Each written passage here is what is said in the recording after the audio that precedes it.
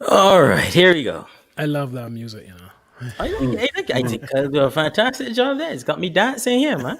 Yeah, man. Not that I could dance very good, but That is also true. I Yeah, just try a thing. I just try. that is a certainty. I just try a thing. You know how it is with me. Hey, everybody, how are we doing? Thank you for joining us here in the living room again. Welcome. It's me, Andre, with good friends Philip and Mark. Again, if this is your first time, you're on the We Global platform, and this is our show, The Living Room, where we just have all kinds of Caribbean conversation. We get some guests in to come into the living room, have a drink, have a laugh, but discuss things that are of burning Caribbean importance. Again, thank you for joining us. Welcome, welcome, welcome. Hit share, hit like, join our platform, follow us on Facebook, follow us on YouTube, wherever you're watching this. Just come in, relax, and let's have a chat. How we doing, guys? Keeping all right. You doing all right? Again, better. That intro is though. Again, Yeah, man. Polish. Yeah. almost as if I wrote them. I don't know. I just want to shout out a few people. Jason Wilson, I see you there. Angela, I see you there as well. Lorna, I just thought it'd be great to shout you guys out because we know you're always some of the first to be in almost every single week. Pet, hello, how you doing? We see you there. Philip says hello. First, man. Eunice, how you doing? Camille, Sonia, Marcia, how you doing? Marika, sorry. And that's the mother-in-law. How are you? I'm going to behave. Arlene, how you doing? Camille, Sage, I see you there as well. Thank you guys for joining us. Always a pleasure having you. Wow. What's going on, gents? Well, where do we start, huh? Just taking it easy. Another week, you know. You're taking it easy. Yeah, man. Well, trying Dan, to anyway. what's going on? What's going on? Everything all right?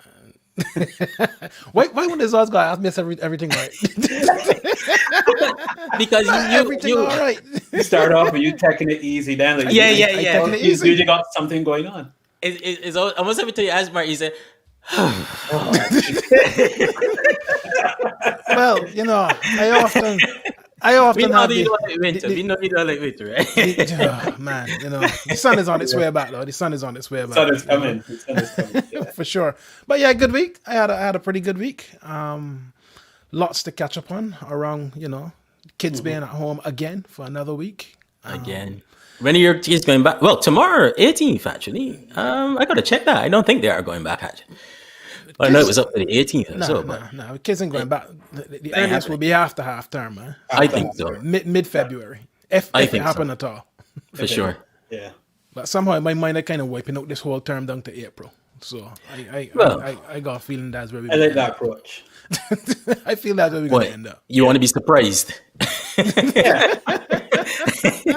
Setting the bar low. The, and the then, way, hey, the way I put it is hope for the best, but expect the worst. expect the Yeah, man. worst. Yeah. I read you there. No, it's been. I think the hardest thing about the kids being at home is just the amount of screen time. Oh, The amount of time on the screen all day. And then all the homework is set on screen again as well. So you just find it hard to say, okay, pause, but then go back in the screen again for another hour, hour and a half to do your homework and that kind of thing. And I think that's the part that I'm finding a bit tricky dealing with. Not to mention, as soon as you finish reading one email from the school, another one pops in. Yeah. And We then get another like one. 4 a day. Four a like, day. And can't you got to keep read up. them all. That's the thing. Yeah, but Can't we keep should we have to shout out the teachers though, because Yeah, I mean, man. even with Miles with the stuff he's doing, you know, I'm recognizing these teachers, they have to prepare this material every night. Get online. Some of them are doing videos. They have to mark stuff. They have to get stuff uploaded to Google Classroom And look after their own kids. and look after their own Yeah, kids. man. It's- So a good shout out to, you know, friends of the living room, you know, Sonia, who's a teacher. Shout out to Andrea Stevens, who I'm sure is listening somewhere. Anastasia, who I see Anastasia. there in the chat. Ivadni, who might be listening somewhere as well, you know, and all the teachers who are doing a tremendous job. We don't envy you guys at all. Indeed. I'll tell you something that came across. I went for my first walk-in meeting this week. I don't know if you guys have done any of them yet. Walk-in meeting? Explain. Explain. That sounds very northern. well, more central. Yeah, essential. Oh, sorry. Nah, you have a meeting with somebody, you just stick your earphones on and you walk somewhere and talk. That's it. So It's the really other that person simple. Supposed to be walking as well. Yeah. You're both walking and you're having a meeting. You're just talking about, you know, things that you need to discuss. And so it was it's a Midlands thing. Oh, fair enough. I think that's It's- more of a Midlands. Yeah. We don't do that down here in London. Yeah. We don't. But I tell you one of the things that really had me thinking, because I was saying to the person I was talking to, one of my big regrets in this whole lockdown situation is the fact that I really wish that I had taken about 6 months off work. The more this roll on, the more I'm starting to realize, you know what, balance wasn't the right strategy in this season. This was a season really to just focus on home and the things that you love. This was once in a generation. I reflected on it this week and I thought, you know what, I wish I had just stopped working for 6 months and just focused primarily on family and other things of interest. Oh, that's interesting. Interesting. I was reflecting and I thought I should have really gone home And that and might have worked been from involved. Barbados. I thought I didn't even think about it that much at the beginning, but now that I'm thinking about it now, I really missed the opportunity to have gone to Barbados and work from there. Yeah. Put the kids in school, do whatever, or and work from there. That's the part I miss, really, truly. That's the opportunity I miss, I think. Yeah, man. Interesting enough, Philip wears a big white elephant. The elephant would be that. I don't know color. The elephant gone. Yeah.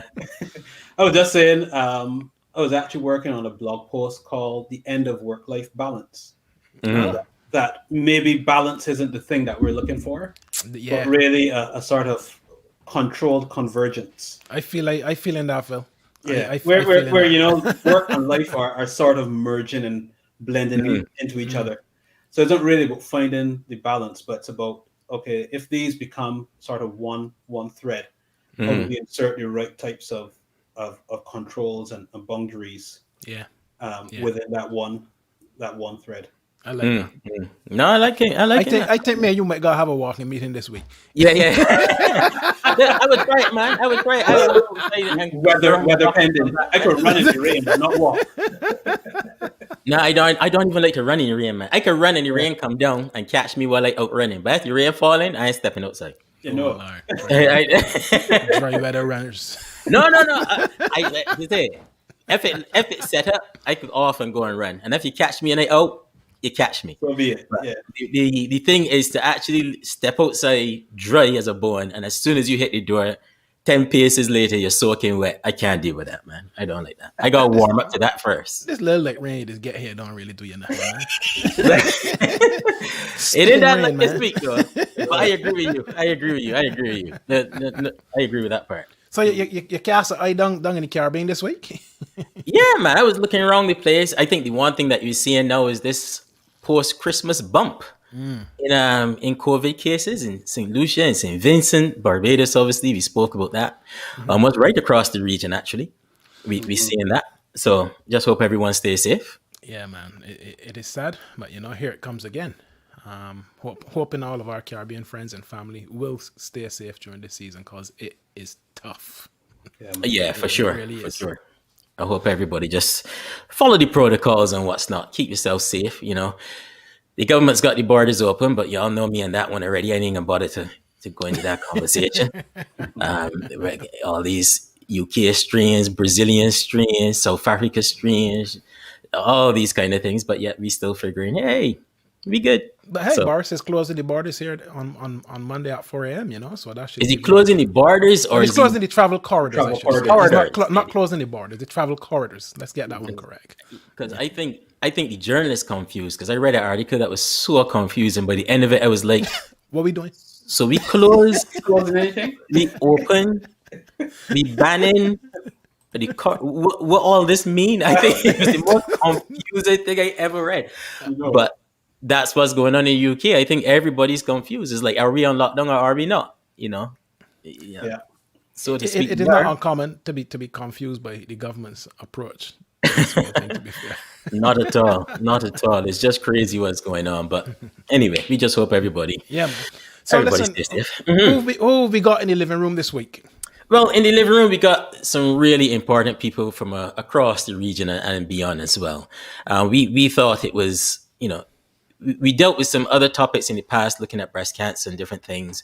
But we thought when you see what's going on in the region, some of the news stories coming about the treatment of women, we thought it'd be a good time to have a conversation around that, around domestic violence as it pertains to women. And I think let's be let's be candid about that. At the moment, we're doing it in pertaining to women. We know that there's a male aspect to it as well with domestic violence. We'll do another show on that one. But today is about speaking about women and the impact of domestic violence on them. So from Barbados, we got Barbara Goddard, who, she heads up a charity and the advocate of women there in Barbados. We also have Krim Lacey, who is a Jamaican living in Michigan / Canada, a professor who's done some research on this subject as well. So he's going to join us and just share some of his research. And then from by way of Guyana, but then also Antigua, we also got Alexandrina Wong, who works with CAFRA, which is the Caribbean Association of Feminist Research and Action. So they'll join us, and we're just going to have a conversation. What do you guys think about the conversation we're going to have now? Well, I think it's, this is a heavy one. When I put this around some friends this week, the amount of comments I got coming back, it really kind of stood out for me how heavy and important. I know it's an important subject, but just, the overwhelming number of comments that came back was really opened my eyes to quite a few other aspects of domestic violence that I myself wasn't quite aware of. So I'm really looking forward to being in this conversation. And I think we also need to just put an apology for one of our guests. That's right. I was going to do that now, yeah. Able to make it this afternoon as well. Yeah. I think it's a really timely topic, as we've seen during the pandemic and during lockdown. The numbers and the stats have also gone up again, not just in the Caribbean, but worldwide. Again, we're looking at the Caribbean today because this has been an ongoing issue that has sort of happened in the shadows to some extent within the Caribbean. So it'd be good to talk around this a bit. Yeah, no, completely agree. And we're going to bring our guests in now, but before we do that, we're just going to play a brief intro. One of our good friends of the show, Felicia Brown, as well. She's done some work in this area. So just enjoy this intro as we bring our guests in. There is a solution to domestic violence, but it is not one organization or two organizations. The entire country has to come together as a whole and work together as, let's say, one community to combat domestic violence. Domestic violence is something that, when we say domestic, it's something internal, it's something private, it's something within the home. And we have a culture where anything that remains in the home stays in the home, so we do not like it to come out in the public until the victim becomes a lot more abused in that situation. And so it becomes a whole different kind of parameters in that sense. Indeed. Wow. Go ahead, Mark. Well, welcome everybody. Good evening and good afternoon. Krem and Barbara and Alexandrina. Alexandrina. You got a few more syllables in there. You got to get that one right. I bet you get that all the time. Everyone gets a bit tight down there. This is a live show. Indeed. Welcome, guys. How are you doing? How are you doing, Barbara? Let me start with the easy name. I'm doing very well, thank you. And thank you for inviting me. Looking forward to participating. No, awesome. It's awesome to have you. Prem, how you keeping over there in the US, man? I'm hanging tough, man. After listening to you guys, the intro talking about going outside and being wet, I'm wondering if it's rather to have the snow. Well, it's cold if you don't get anything for it. If you had a little bit of snow, you might feel okay. It's cold and wet and damp. Yeah. And Alex, good evening and welcome. Hi, good afternoon, everybody. Good evening. Thank you for having me. It's a pleasure to be here. And yes, I know that my name is, the length of my name is a mouthful. And so when I go to places, when I tell people my name, I usually start spelling it for them because I know they have a difficulty. But fortunately, I have just one given name. So I don't have to worry. I don't have a middle name. Not with that long short name. Yes, one name. Well, so now, welcome, welcome to the living room, and it's great to have you guys here. We love to have Caribbean conversations, and the reality is we aren't always going to have conversations that we are comfortable within. We have to make room, and we like to do that as a team for those uncomfortable conversations that kind of take us to a place where we need to understand more and where Sure. we also recognize we need to try and start creating the solution that needs to happen in this space. And I think this evening, this particular conversation is one of those. We're talking about domestic violence, and particularly against women. And Krim, perhaps I'll come to you first with, when we look at the numbers, if I just briefly say, looking at Trinidad, for example, when I looked at the 6th of September 2020 last year, 41 women had lost their lives, and 19 of those were directly linked to domestic violence.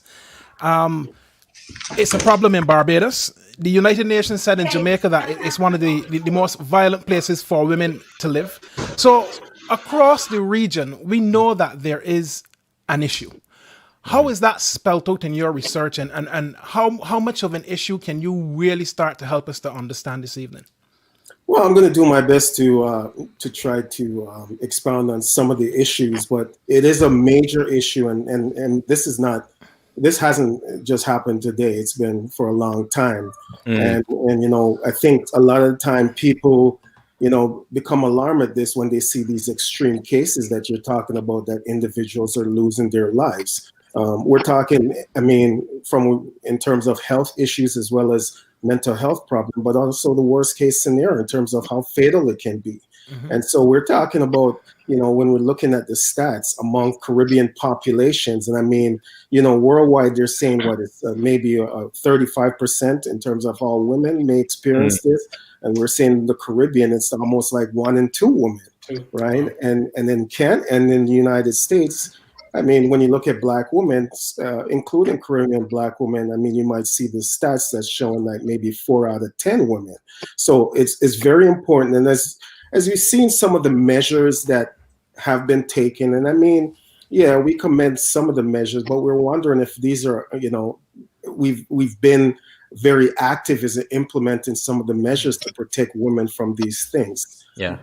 Especially, and I'm going to say, some of you guys have to correct me, who are in the Caribbean, especially in the Caribbean region. And we know that in host countries, there's some really tough measures taken about, but I'm not sure in terms of the Caribbean region, are we there yet? Well, certainly, each island in the Caribbean has got its own system in place. Currently, we in Barbados have the court protection law. And so that the new version of that came out, I think, if I remember, it's 2011. It still needs changing because it still doesn't meet all of the criteria that we would like. But it's an improvement on the previous law. So, which allows a woman to take out a court protection order, or man to take out a court protection order against the abuser. And that can cover anything from the court removing the abuser from the premises, and the court can also put in place things like, if the abuser breaks the protection law, that they can be arrested and be sent to prison. The court protection law is only valid for a year, and if the victim in any way then associates back with the abuser during that year, that makes it invalid. So if then something occurs, she would then have to go back to the court again and get a new order put in place. So we do have that, but there's a lot more things that we need to do. And Jamaica, Trinidad, they all have variations, but definitely don't have the wide-ranging series of laws that you actually would have in the UK or US or Canada. But of course, Barbara, effectiveness of laws is what really makes the difference. We have a lot of laws on the books in the Caribbean, but unless they're being enforced and being effective, we tend to go around this cycle of repeat. So what about the effectiveness of the laws that we have in this space? What can you speak to? Well, the thing about that is, you're quite right. There are a lot of laws. What happens in a number of cases, a person might go to the police station and, report their issue. But what the police doesn't do is provide them with other options. So normally, we take a court protection order out, but that is not necessarily what is really required. It could be the assault law that they need to implement instead, bring a charge against assault. So these things. So sometimes it's going to depend upon the the police that they are dealing with, the member of the force that they're dealing with, how proactive that person choose to be. At times, sometimes it makes you question if the police at the front desk has got enough knowledge to be able to assist the victims properly. But for me, what we really need and what we're lacking is that we don't have an independent liaison person in any of our police stations. And that is something that we can seriously do with. Yeah. But And so Alex, that a victim have that other someone there who's actually on their side, for want of a better word. Alex, let me bring you in here a sec, because even before we get to laws and the police and what's not, at the very beginning there we heard Felicia talking about attitudes and attitudes within the community. And whether or not they have a role in hindering women who are experiencing domestic violence from even stepping forward in the first place, even before we get to the laws and the police and independent bodies. What are we seeing in terms of attitudes in the community around domestic violence? Oh, thank you for asking that question. When we look at attitudes, then we have to take a few steps earlier than that and look at the whole process of socialization. How do we socialize our boys? How do we socialize our girls? What are the expectations based on your sex as you grow older? And what do you carry over from childhood into that adulthood? So the whole thing about expected behavior based on your sex is something we have to grapple with, because women and men are seen in two different lights. The man as the giver, the caretaker. There is that whole concept of ownership and power, and then the woman who culturally, based on societal expectations, is the one who's supposed to make the children, cook the food, and do everything else. I know that we have come a long way with our laws, with training of policemen, with our gender machinery and all the rest of it. But it all comes back to how, as an individual, we perceive our role. What do we think we are supposed to be doing? That will determine our attitude to what's taking place. So if, for example, a woman is socialized to think that, well, her place is in the home, probably among other things, then she will see, that is how she will see her role. And we have to understand also that religion feeds into that whole aspect of ownership and power and domination. So those are some critical areas and the nuances that we would probably need to have to get pliers and screwdrivers to look at, to drill down. To drill down really, because lots of times what we see is just the tip of the iceberg, or just the surface, so to speak. And while the policemen, and the other thing too, I must give kudos to some of the policemen. They really know what they are about. But then the other thing is, like in every public service, it's transferable. And so those who are trained are removed from the front desk and taken elsewhere.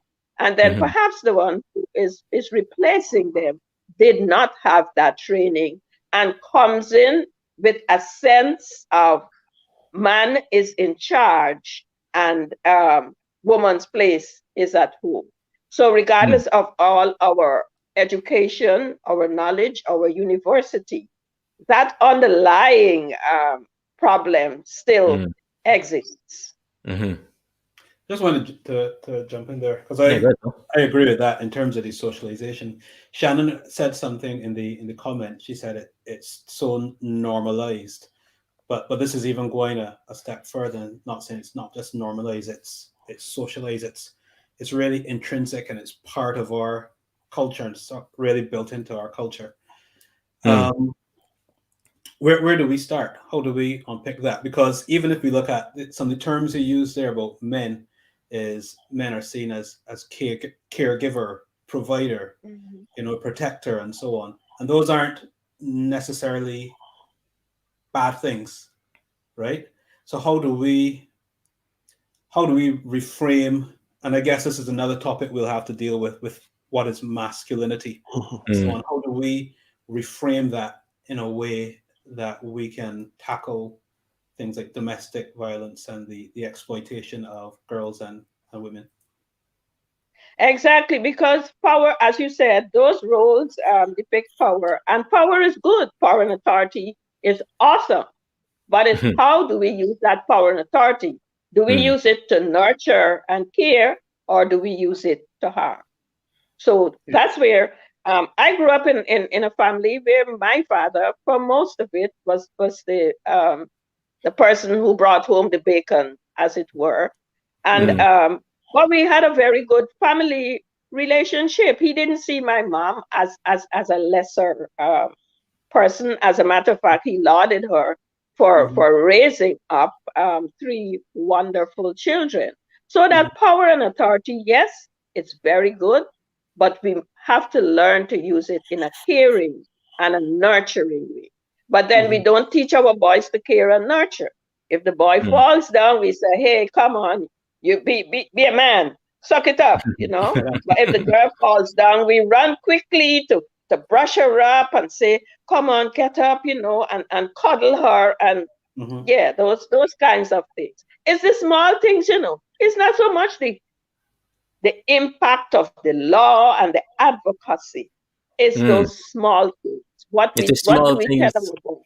Yeah, the what do we small tell things by them? which we, in doing those And when small you things, guys we define the when rules you without guys even sit saying. down, when you guys sit at the bar or you're hanging out Oh by dear. the wherever you hang out, and somebody makes a snide remark, how do you respond? Do you say, "Well, hey guy, that's not right," or everybody just have a good laugh and let it slide?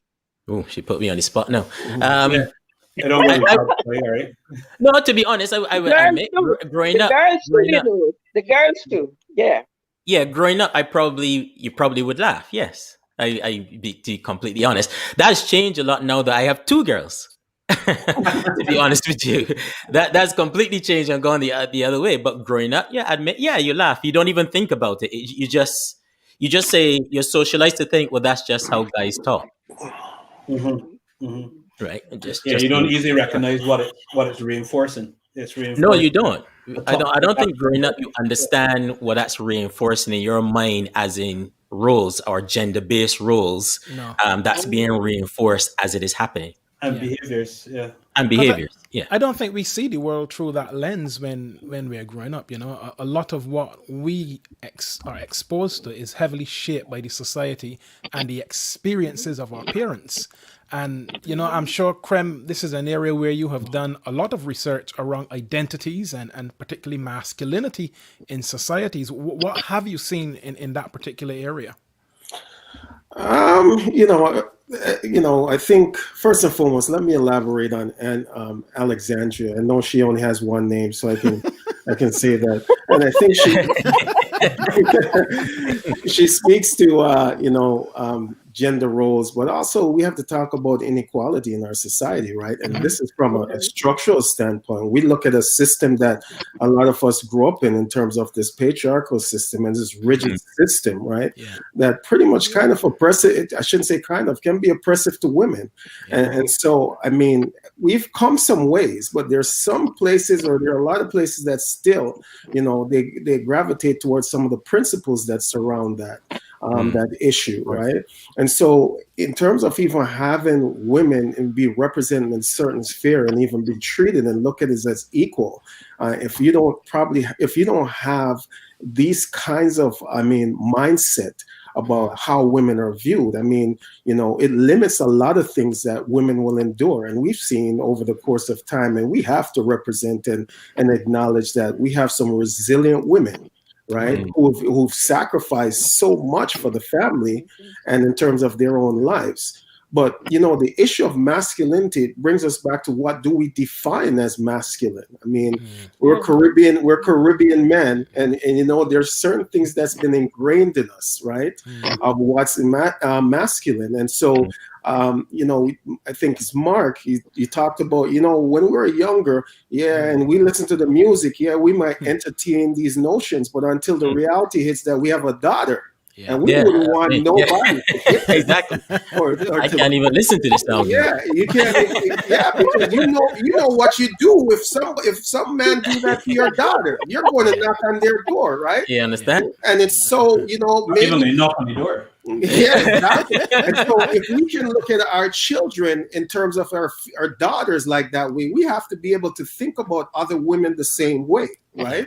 In terms of what we stand for. And that's probably one of the biggest issue when we're talking about reduction and prevention, about that. It starts with the men, right? And again, we're socialized in a certain way, but I mean, I enjoy some of the socialization that we've gotten from in terms of our culture, but of course we can agree that there's some things that needs to be changed.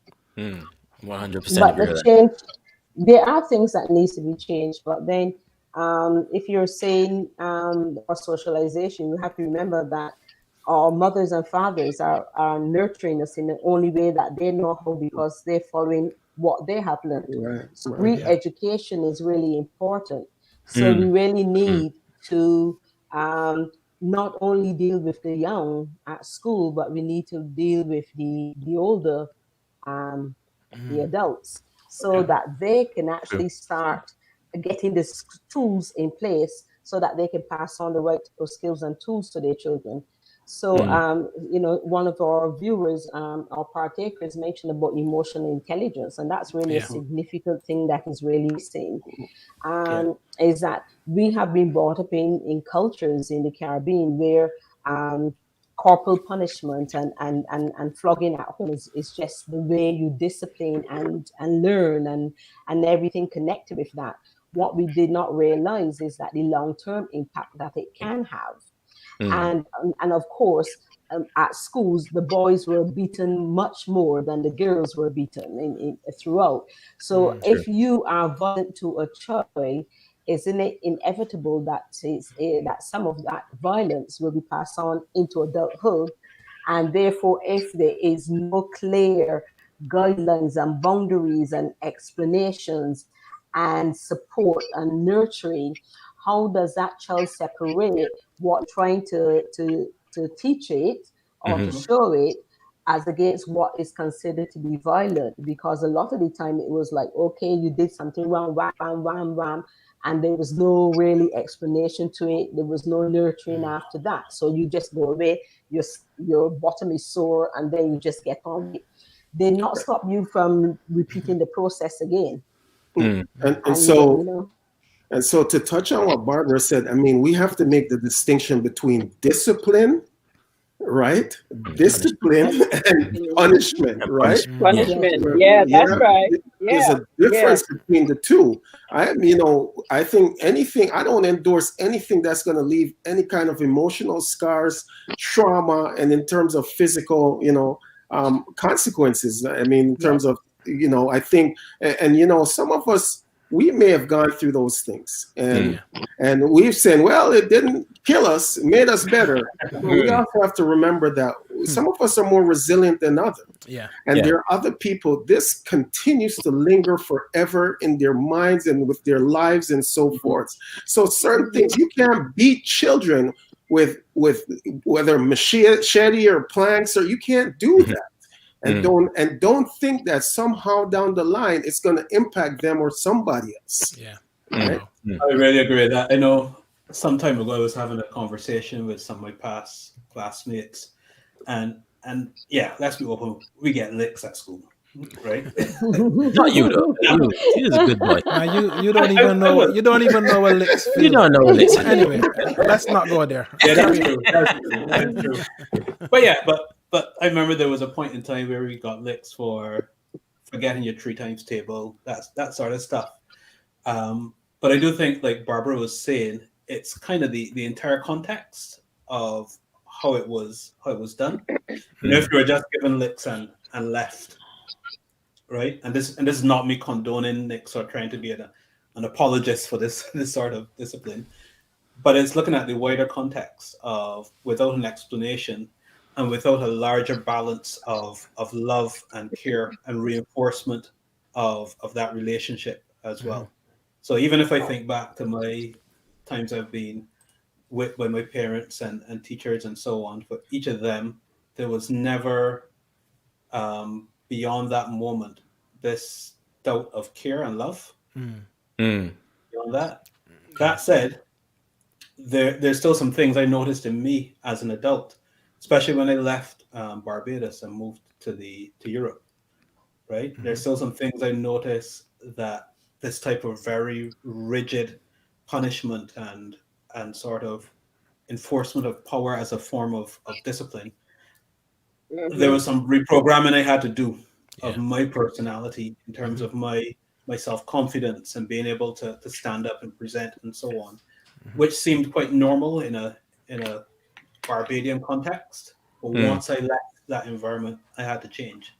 So, it's when you are sort of reflecting that you start to see the deeper impact of some of the ways we are socialized, disciplined, and so on. Yeah. So that's interesting because you stepped away and therefore then realized you saw something different or something that you needed to change, right? But in the context now of being in the Caribbean, I mean, Alex, and I'm going to shorten your name. I'm sorry. My daughter's name is Alexandra, and we shorten her name That's all the okay. time. And she That's tells fine. everyone it's Alex. So I hope you don't mind. I'm going to say, rather than No, me not at spitting all. all over my camera, I'll just say Alex. So, Alex, what do you see being done to help with this socialization issue right now? If we're looking forward at solutions, what are you seeing being done now? Just to piggyback a little on what Barbara said earlier, I know that throughout the Caribbean, there is this curriculum, the health and family life curriculum. Okay, some persons have a challenge because they say a number of things. But the point is, the content is awesome. Our challenge in some areas is the delivery of the content. And so within that curriculum, there's lots of stuff that's being taught at our schools. Some in primary schools, some in secondary schools. The other thing is, what is the church teaching us as parents, as children? Let's look at the very familiar verse, spare not the rod and spoil the child. What does that mean? How does that transfer into how I discipline my child? And I agree with Mark. We must be able to differentiate between discipline and punishment. I know growing up, many children, as a form of punishment, had to either stand behind the door, kneel down on a grater, hold two stones up in your hand for a specific period, and all the rest of it. So I'm saying that at our school, our government or primary schools, there's room to address some of these issues. I know also that through UN Women, a number of successful studies have been done. And I know also that many NGOs are focusing on prevention. So its scope is very wide, and every one of us has a part to play. We can look at barriers. I think Mark mentioned about some structural barriers. Yes, they do exist. And the thing is, how do we juxtapose what is being taught in the school to help to bring a balance as what is being taught in the churches? And what is the church's role as a social institution to help to bring that balance in society. So those are some of the thoughts that I have at this time, and especially in our Caribbean context, where every parent wants their child to be the best boy or the best girl, and if they don't meet that bar, how is that child seen or treated? Taking into account how their esteem could be built up or damaged. And so throughout the spectrum, there is that eye that needs to be focused in on the whole growth and development. I am a fan of Freud, and as a corollary, a fan also of Erickson. So when we look at those stages of growth and development by Erickson, when we look at that simple first basic line there, food and shelter, and then we move up to the next critical step, love and belonging. That sense of love and belonging in our families, in our communities, is critical. The old adage that it takes a village to raise a child is still very, very much, still very much a necessity.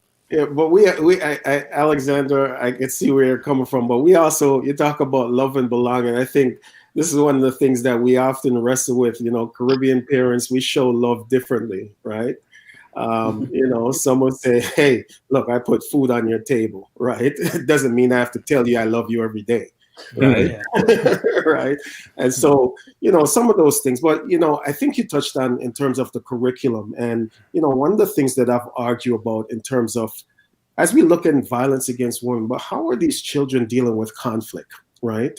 And I think there needs to something to be said about implementing some stuff like that in your curriculum about dealing with conflict, addressing your conflict, and especially when you're in a relationship. And in the Caribbean, relationships starts relatively early, and so how do we manage certain kinds of issues when we are when we're not in agreement, as opposed to sometimes what we think is the right way, and then women of course end up being abused, right?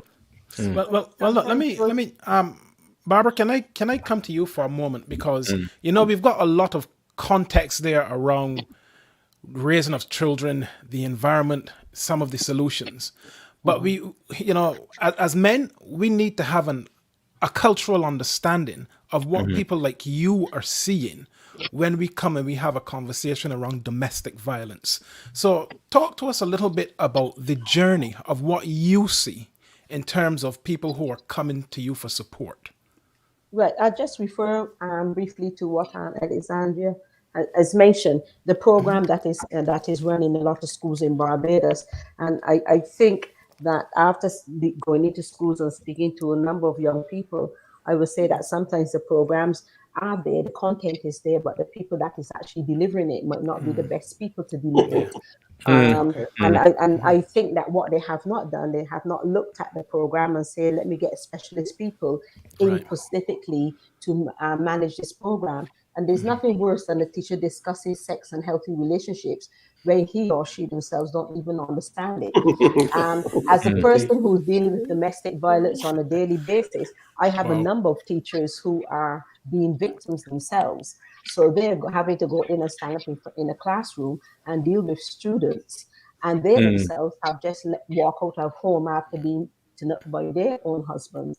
So there's all of this that is going on. So I think that we really need that when we're talking about programs in school, we must engage the right people to run the programs, and not say, well, okay, just pick some teacher because he or his or her subject matter may be low, so they don't run the program. It can be embarrassing, and it can be, and it doesn't do worth to anyone. But the thing about that, the thing when you got young people, and at times we have to be aware, no matter what you are doing in schools, when that child goes home, that is going to be the greatest challenge that that child is going to face. Because Mm. at school, you may be telling them A, B, and C and helping them. But when they go home, can they tell that parent, well, Mm. my teacher says this or my teacher says that, etc. True. Especially when that parent themselves are feeling incredibly challenged. So Mhm. the bulk of people that come through our organization are mothers. The bulk of people, I would say 99% of them are mothers, and most of them have got more than one child. And at the same time, I can say that 90% of the women that come through our organization have come from homes where they either one of the partners used to abuse the mother, they have been incest, they have been raped, there have been family interference. They have come from something, and Mm. therefore they have moved all of that something into their adulthood, which in a way jeopardize their ability to actually know and understand good healthy relationships. So a lot of education has to be done. So one of the programs we should have rolled out last year, but thankfully for thank wonderful COVID. But we're hoping that this year we will be able to start, which is the domestic awareness program, another of our programs that we will be rolling out, which we have Mhm. done before, and we're rolling that out. And that covers a wide area, because one of the things is giving the women the ability to understand where they're at, why they are doing what they're doing, how to move away from what they're doing, how to break the cycle so that their children, because a lot of people do not understand that yes, they're trying to cope with their abusive relationship, but the Mhm. impact upon their children is so great Yeah. that they are not actually recognizing. Well, what happens with that is that the children go to school and the teachers themselves don't even recognize it. One thing I can Mhm. say that COVID has done since it hit Barbados, it has really made the educational authorities here recognize the disparity between in children, who has and who haven't, whose home life is so impactful and whose home life is not. So one of the things it has done is brought a level of awareness to the educational department Mm. that it not that it did wasn't aware was there, but it chose to sort of like put a blanket over it. And it Mm. gave it And some but now, urgency as well, probably. Yeah. yes, it I was, has hit them in the face, Hmm. yeah. even for the point that they realize that some children did not even have electricity at home to go home Yeah. and do the all of these type of things. So this is what we as an organization, Mm. this is what we're dealing with. Mm. When it comes so domestic violence, most people perceive domestic violence as a physical action. Mm. Well, to be honest, the bulk of domestic violence is the emotional and mental abuse that the person is having, and then the greater and wider impact of how that spreads is like a domino effect. Once that woman is in that relationship, then the domino effects, it just spreads and spreads. And Mm. that is really one of the things that we as an organization try to manage. And COVID has brought about more of that in terms of it's not COVID that has increased our numbers, but what it has done, it has made that the fact that there are women now who are desperately homeless and all sorts of things that are happening that has now impacted upon us as an organization. Go ahead, Phil. Mhm. Sorry. Yeah. I just want to reflect on something you said earlier, Barbara, when you were talking about having the right people in place to deliver the curriculum. And I was reflecting on my homeschooling this week. I think this is really a matter of, it doesn't feel as though this type of curriculum and education is prioritized.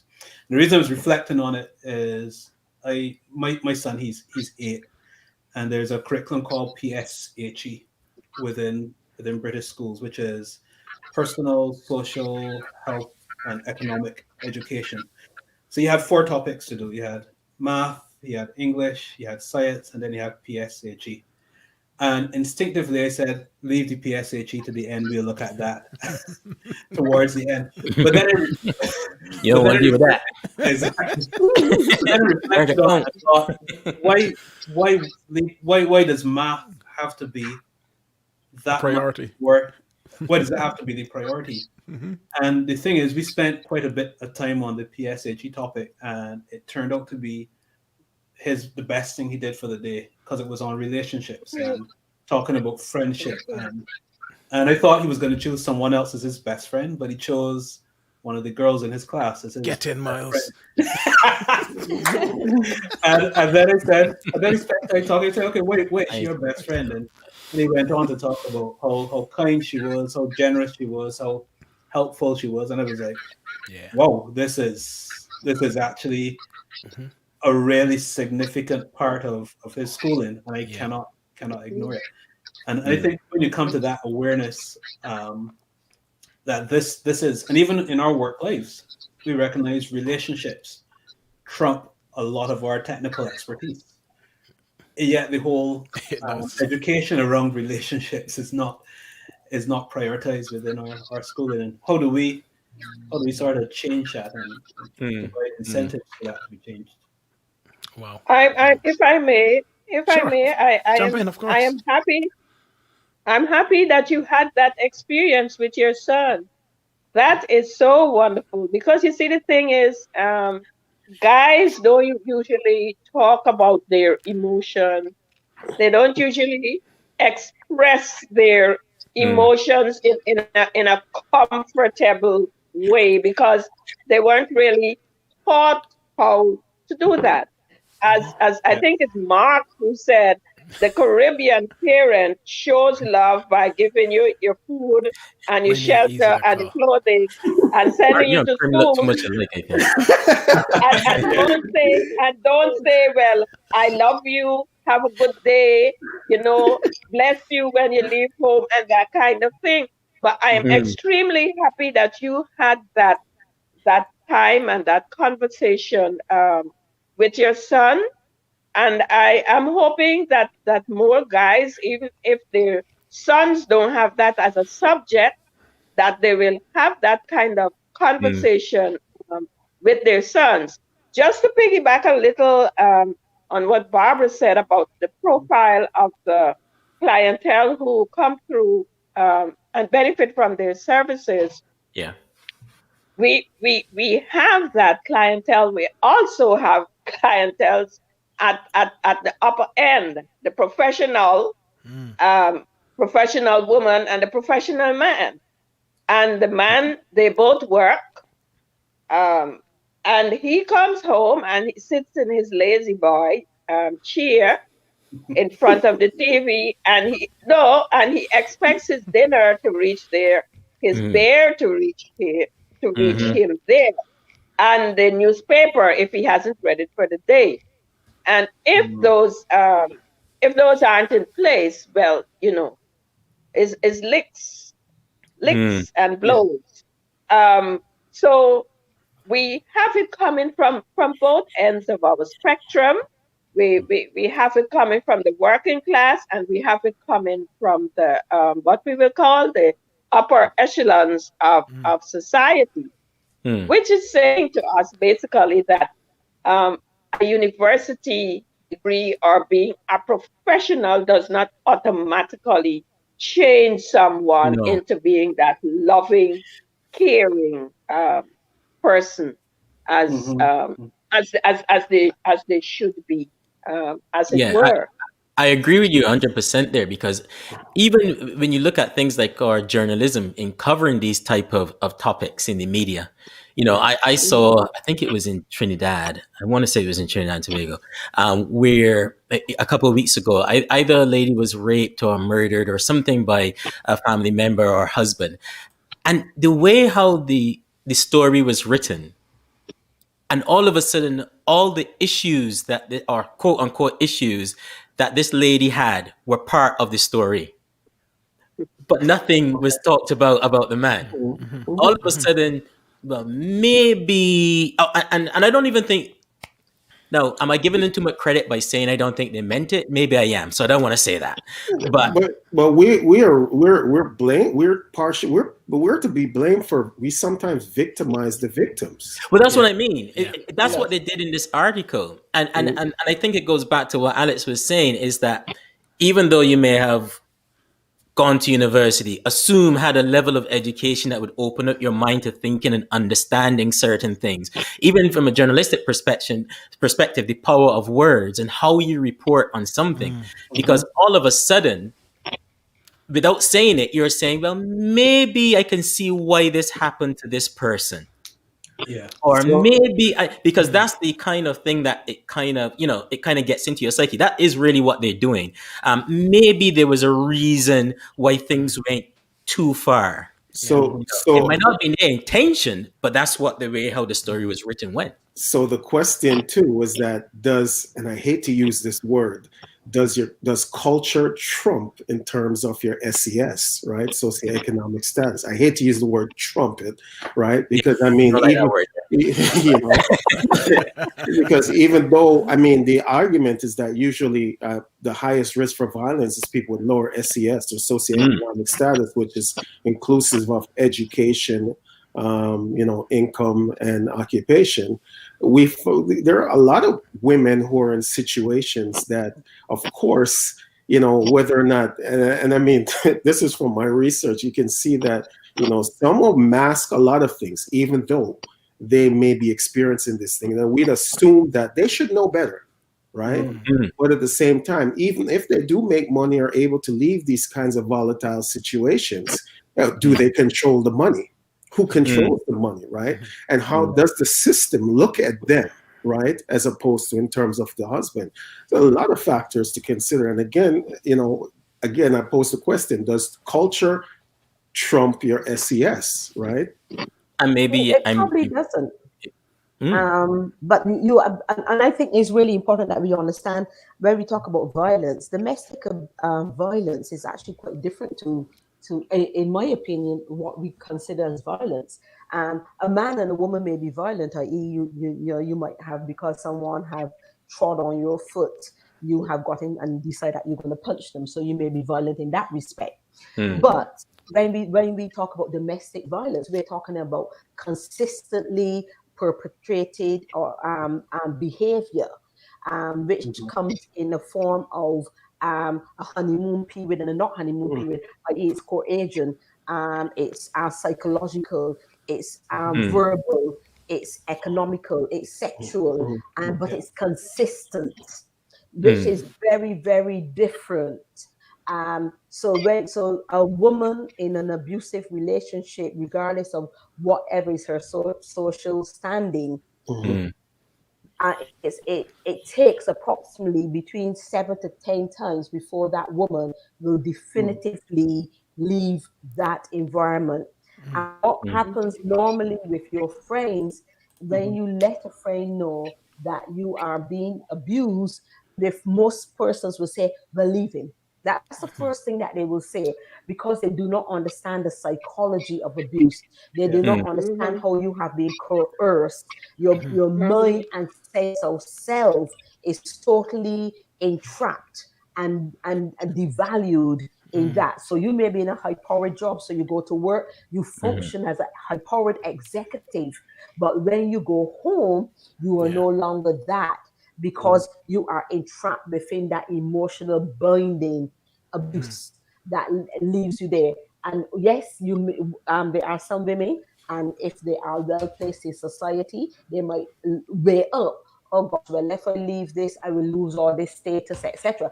And yes, I have dealt with those type of women. So you got is a cross between life or money, life or status, and so at times you have to really work very, very hard with women who are focusing to status against mm, leaving, but they have the means to leave.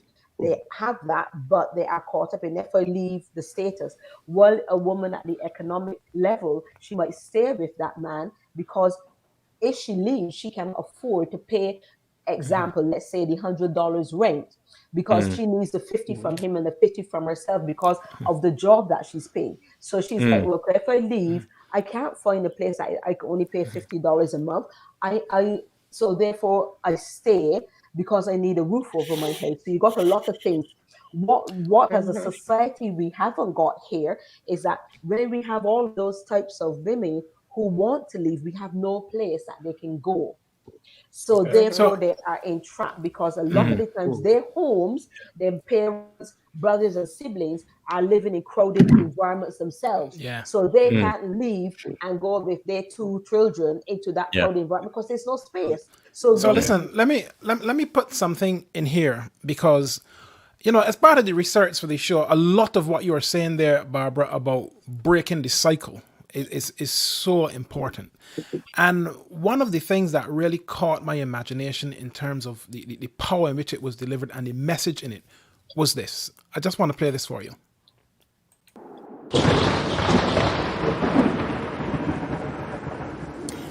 Some women on this island love roses in their garden from their men and their friends and from fathers for their children. One woman, beautiful woman, he had to control her. It was licks then love for kick and cuff were followed by the roses after. Blood red roses like her two lips the night before. Huge red roses after making her a whore. But sister, pretty sister, she loved the roses in her garden. She was back in his arms and it was soon forgotten. One more licking, another beating, she put on sunglasses, walked out on him. But woman, merciful woman, she had to give him pardon. To her office he sent them the roses for her garden. 6 big roses like his fist the night before. Lovely roses after kicking her to the floor. Sister, my sister, when will you learn the loving after is for your return? For after he beats you, he'll wine and dine you. It's called the roses after. And first he'll rape you, then give you a massage. That too is the roses after. And try to leave him, he'll promise to change. Don't be fooled, it's the roses after. For if he beats you today and you stay with him, you're saying it's okay. And some mothers on this island love their gardens full of roses. They love the shapes and the colors and all the different sizes. One mother, caring mother, he knew how to get her, though she walked in on the father, forcing her daughter. She ignored her screams and she turned away from her, for she knew he'd be sorry. He gave roses after. Beautiful roses were those $100 bills, enough to buy groceries and feed the other kids. She shielded her eyes from the questions of her daughter and gave her consolation, $100 after. The mother hurt badly. She said life was rough, but the roses after were consolation enough. For if he did it once and she did not complain, she was saying to him that he could do it again. And how many women take roses after abuse, disrespect, and all sorts of horror? And how many mothers charge milk and bread as the price of their daughter's maidenhead? How many of us with the roses get caught? But the question is, after the roses, what? So that's powerful. very powerful and very true. Yes. Can I Before we go? go there, we want to thank Lisa Dublin for allowing us to use that as well. Thank you, Lisa. Before you come, Krem, as you were talking about that professional woman, that piece just came to mind, and I just thought we had to play that for our audience. Krem? Yeah. So before I'd like to just go back to Barbara, and she talked about some of the social and economic implication that women must consider in terms of making this transition.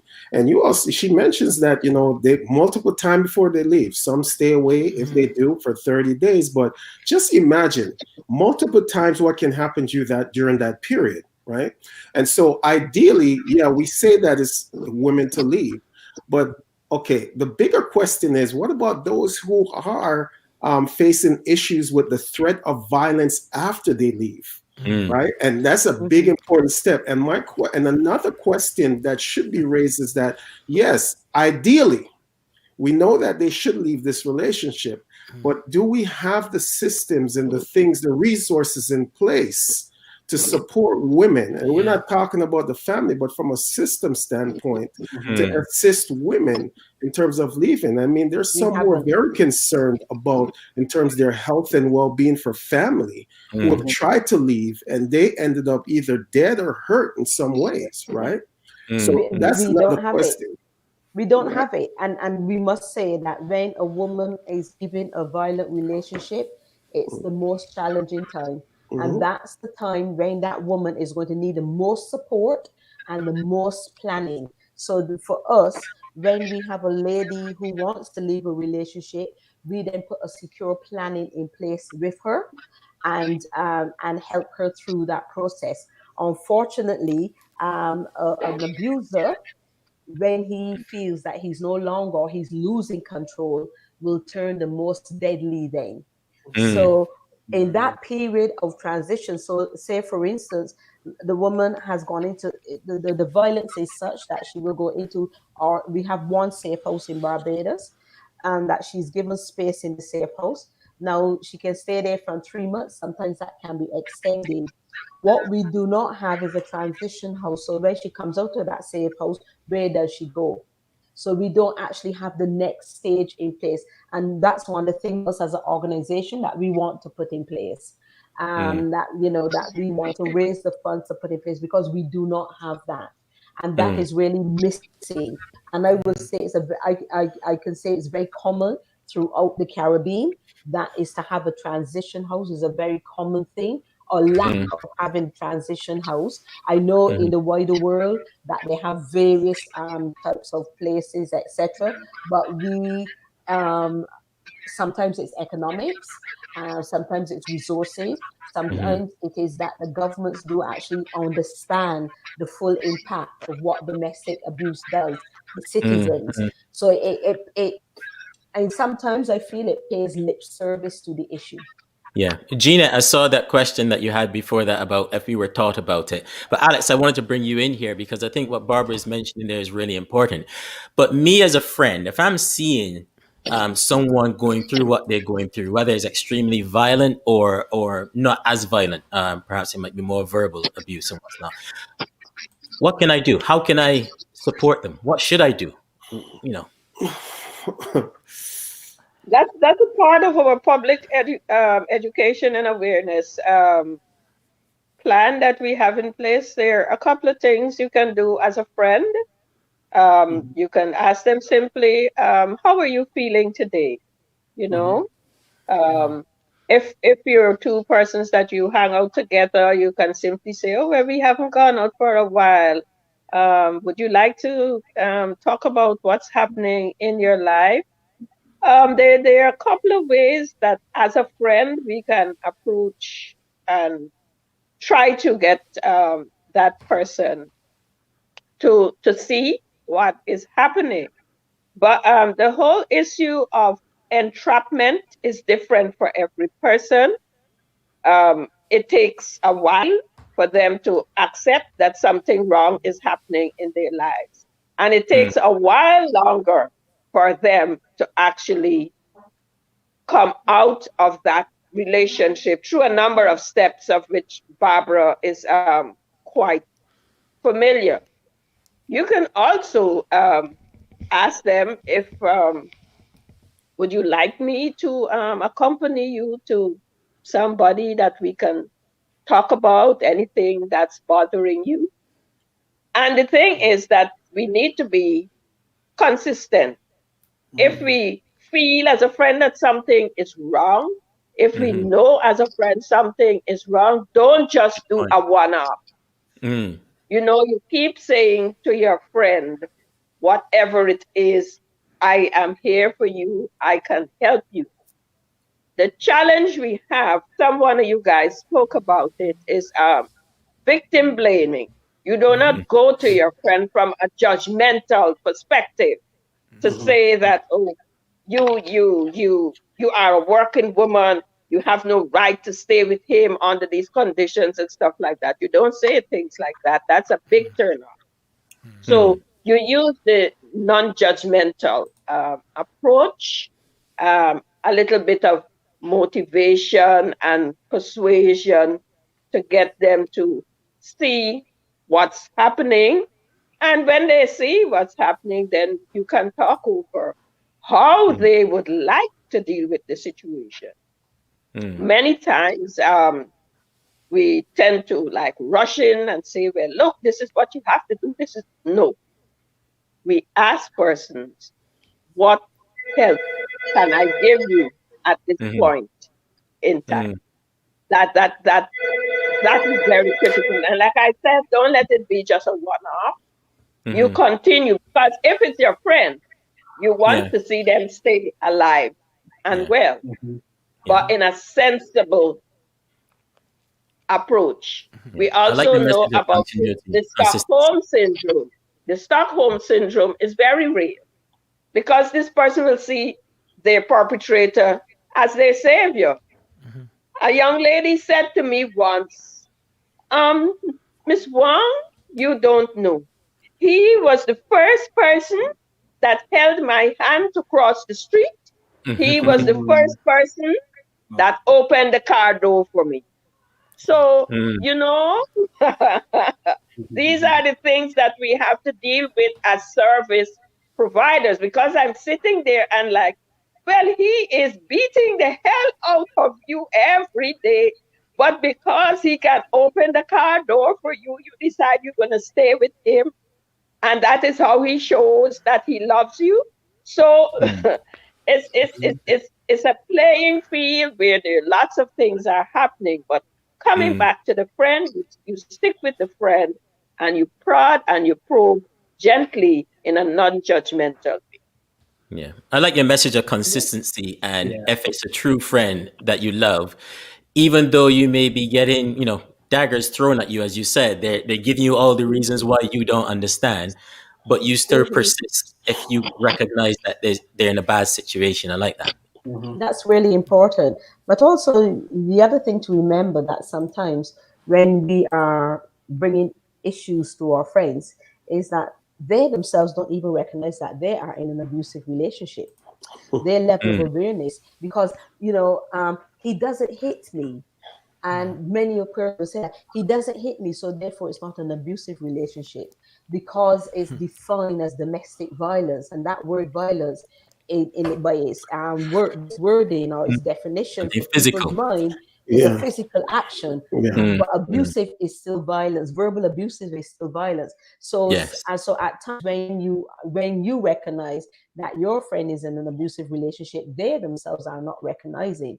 So it's like slowly you would need to bring to a level of awareness. And as Alex just said, one of the things that you must never say, which is, why don't you leave him? What's taking you so long to leave him? you know um um that in itself is going to impact upon the person and leave them standing there. But one of the people have mentioned is all about losing friendships, and that's the other thing that you have, that you think, when, if in the event that that person does leave that man, and a year later they go back to the person, then you might find that they no longer wants to speak to you, because he might have said, but she entices you to leave me, etc. And you have gone back because he has made a pretense of changing his ways. Now, let me just say, it isn't that perpetrators cannot change.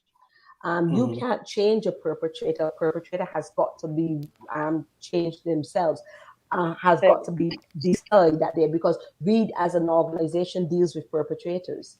So our perpetrator has got to be on that road of wanting to change. So nothing that you or I said or anyone else is going to make any difference. But you can lose friendships, and people and people can get very iffy, very huffy, very blaming. You made me leave him, and now I can't afford to pay my bills, and now this and now that. But that consistency of friendship has to be there, because when that person chooses to really leave, they will expect you to be there. And sometimes, because we get so fed up with coming and going, she left him, she gets on the phone, she wears my ears up for the last 2 hours, talking about the same thing, the same thing, the same thing, month after month, week after week. So after a while, you sort of like, I don't really want to hear it anymore. So Mm, you mm. start not listening and you Mhm. start not engaging anymore, you know. But by the time that person has got to the point of really wanting to leave, she finds that she hasn't got anyone that she can turn to because Wow. Mm, everybody has had enough for months and years. They've had enough now. And Mhm. yeah, so if you're going to be there, be there. But at the same time, you need to be honest with that friend. So you just can't be there just as a sounding board and don't be honest, mm. but you still need to be honest with that friend. I want to say this as a man as well to the men out there listening. I think we have an obligation as well where we see our friends behaving in that way towards their spouses, I bring that up. husbands, girlfriends, whoever, to also confront them as well. Um, and to be exactly the same, continue being persistent until you see a change. Although I gotta say, I don't want to say although, but like anything else, as it's sometimes hard to admonish or to correct a friend with whom you have a close relationship over years, and sometimes it's hard to see it. But I think as a man, we really must be able to speak to the men in our lives that we Yeah. see behaving in this way as well. Yeah, that Yes. is absolutely key because and we got to have a lot more courage about it Mm, because too often what ends up happening is our wives or our partners can be supporting the woman, but we kind of have a bit of a hands off approach as a hmm. man because we feel as though it is not our fight, and Exactly. we can't progress that way because that's not getting to a solution. Mm. I speak as one who I'm raising two boys, and I saw Jeanette in the chat raise a question about, do you remember being taught anything about domestic Yes, I was violence going to come on to that. Yeah, in their school years? Mhm. No, you know, and never. my whole journey as a father has really been heavily shaped by what I experience, what I've learned from other good fathers around, and Mhm. the woman in my life. Because she is the one that really sets the tone for a lot of how we want our boys to treat women when they Hmm. have that interaction. And Mhm. I'll tell you, I think the biggest responsibility that I find I have as a father raising two boys is just being able to demonstrate love and affection in my home in front of my sons so that they can understand this is how a man treats a woman. Because Hmm. oftentimes if we don't realize that it has to start in our homes, and we just leave it to society, particularly for boys, to go off and try and learn to understand, we fail. So I Agree. think there's a big role for us as fathers to get in that space, to be courageous around men who are involved, but Mm, also then our responsibility as fathers. But then we exactly. have an awful lot of young men who will not have that opportunity because their fathers are not around. They don't have the role, the men to make a definition of how I should be and how I should react.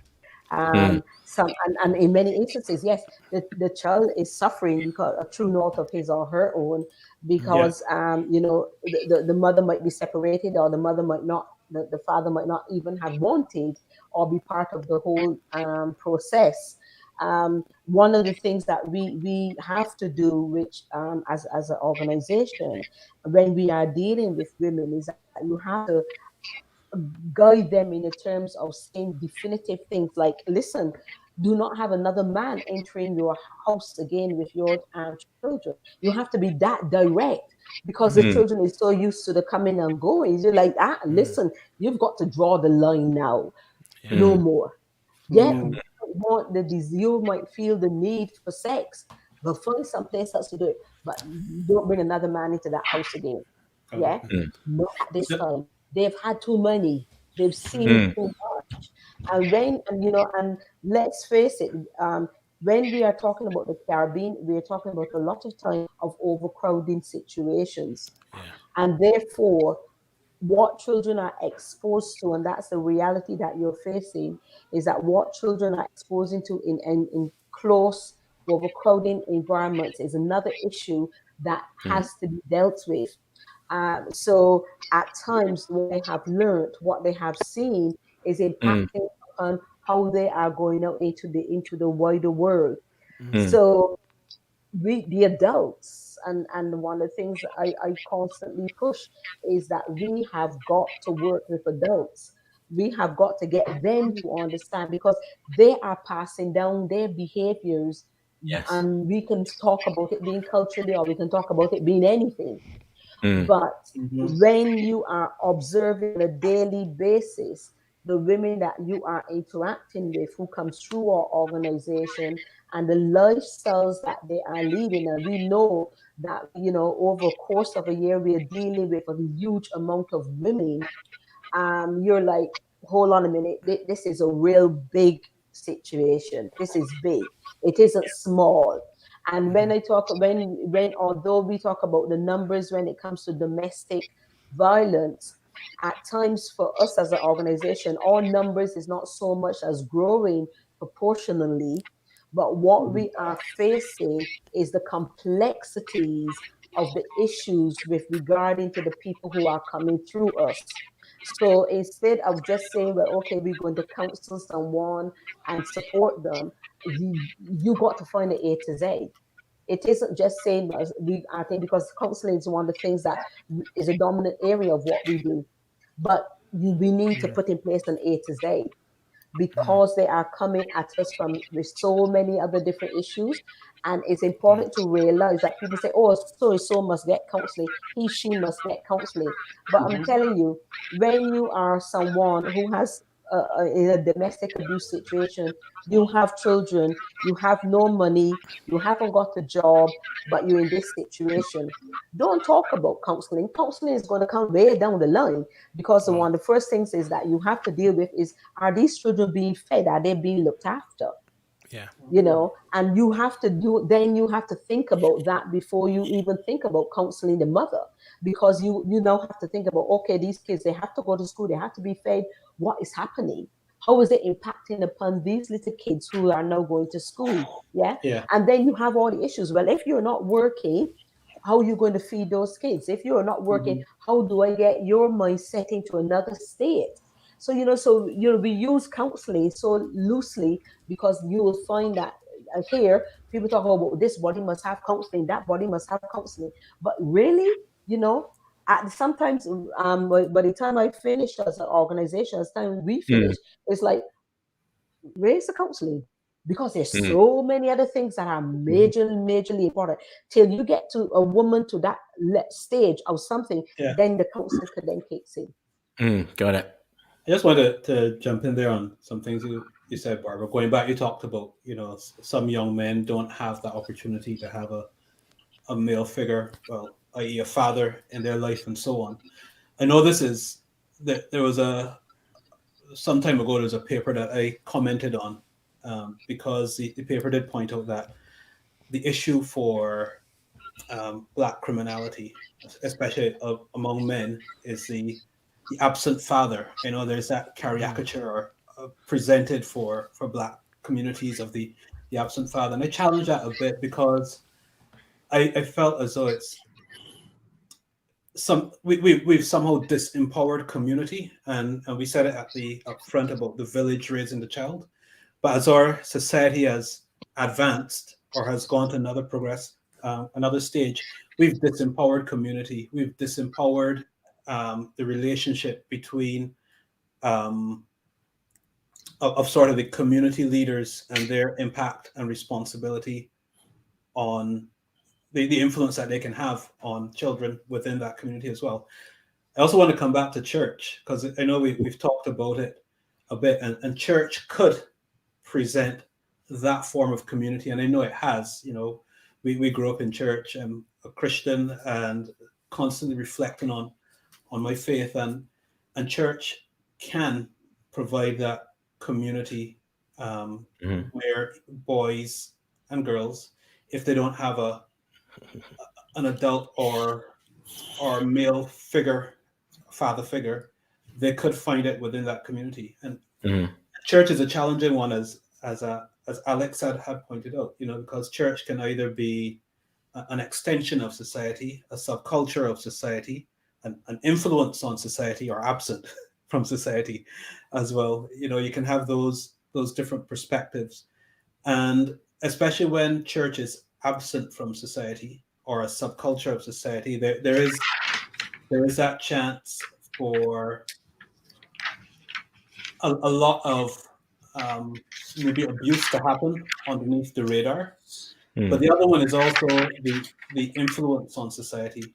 And there are some principles there, when interpreted and understood correctly, as they should be, that could have positive influence on society.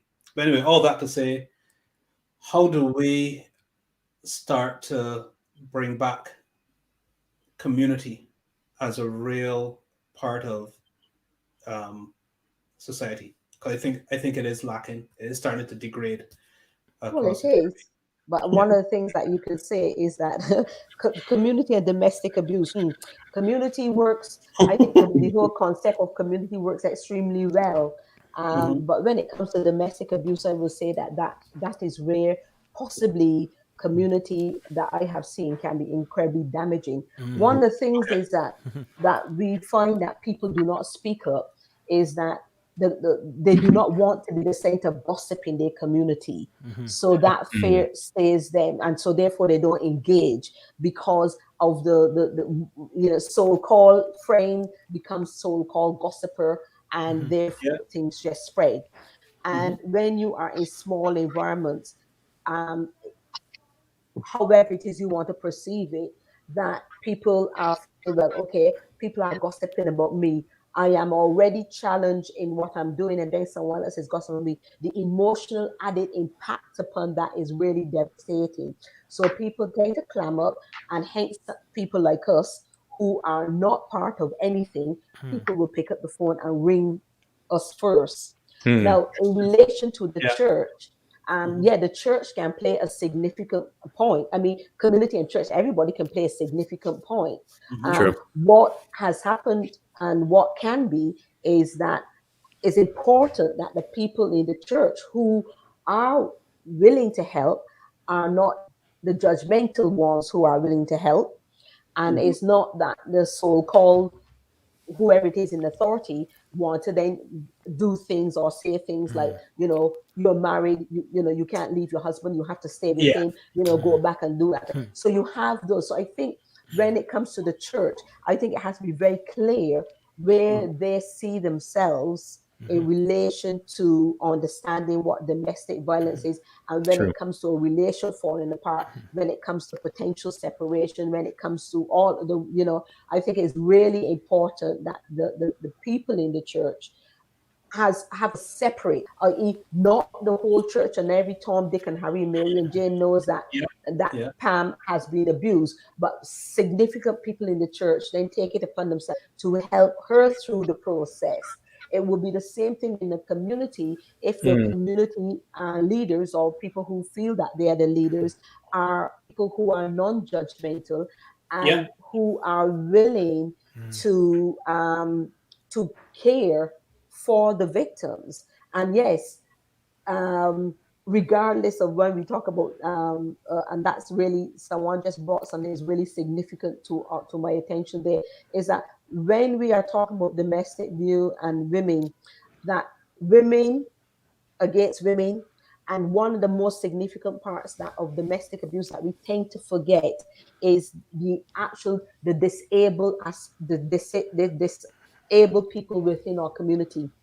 Okay. Mm. And we tend to see domestic violence and we think of the able body, Hmm. but we've got the woman who has got a disability or the woman who have got a health problem, i.e., AIDS, etc., and how all of that is the Mm. coercion within the Mm. relationship. So at the same time as we're talking about this, let's remember that all of those other people are falling into the domestic abuse arena, and Yeah. therefore we need to be consciously aware so that we don't go to keep looking at the able-bodied people, and we are looking at that there are women out there who are blind or have something like that, and they are Mm. and they're being beaten up by their partner.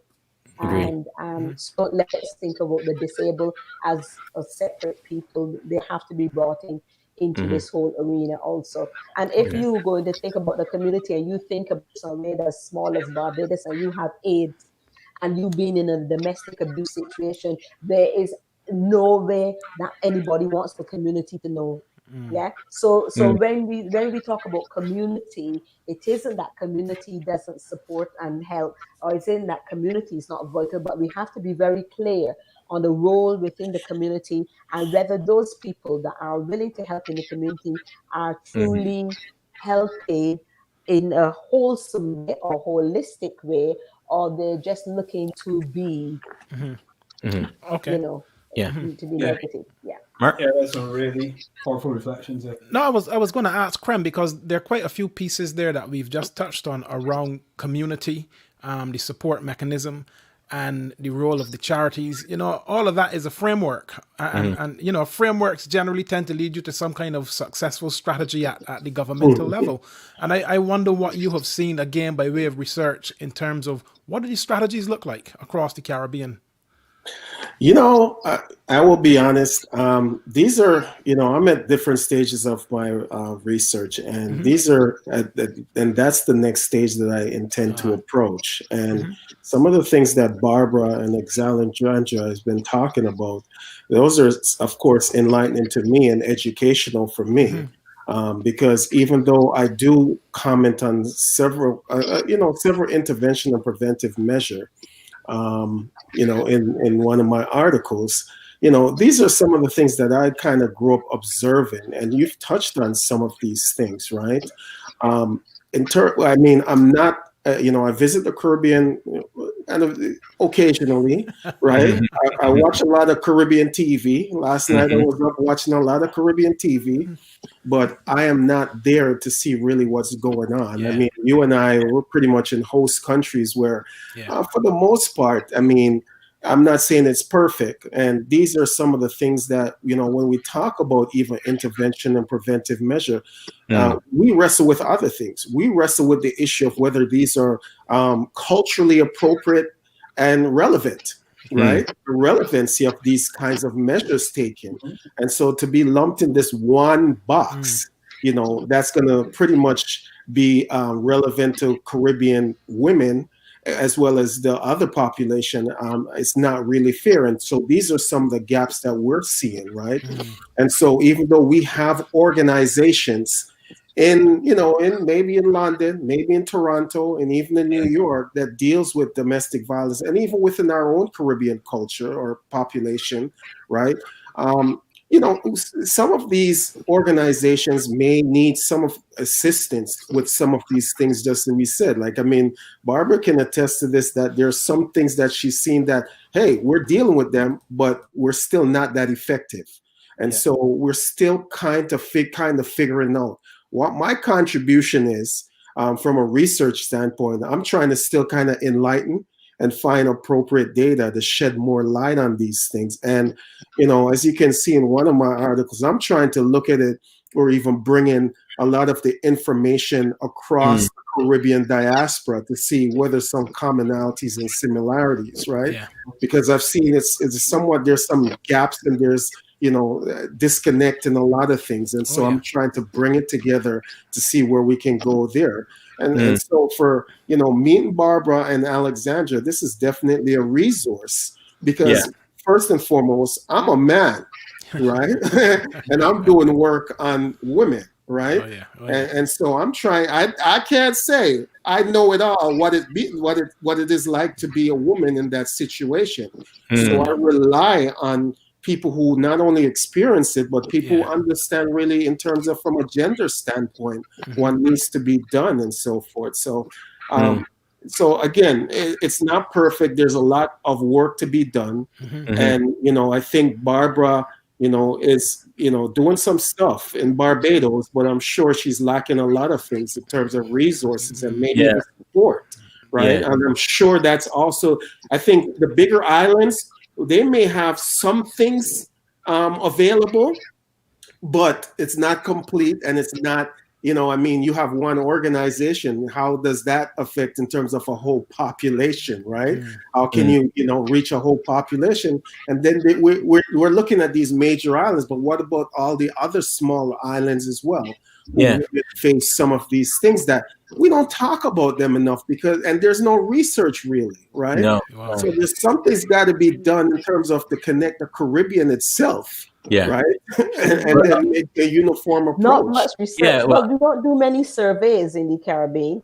exactly. For Cream for You, there's an organization called None in Three, who has carried out a number of surveys, and it would be good to touch base and look at what they have done. Hmm. None in Yeah. Three, Hmm.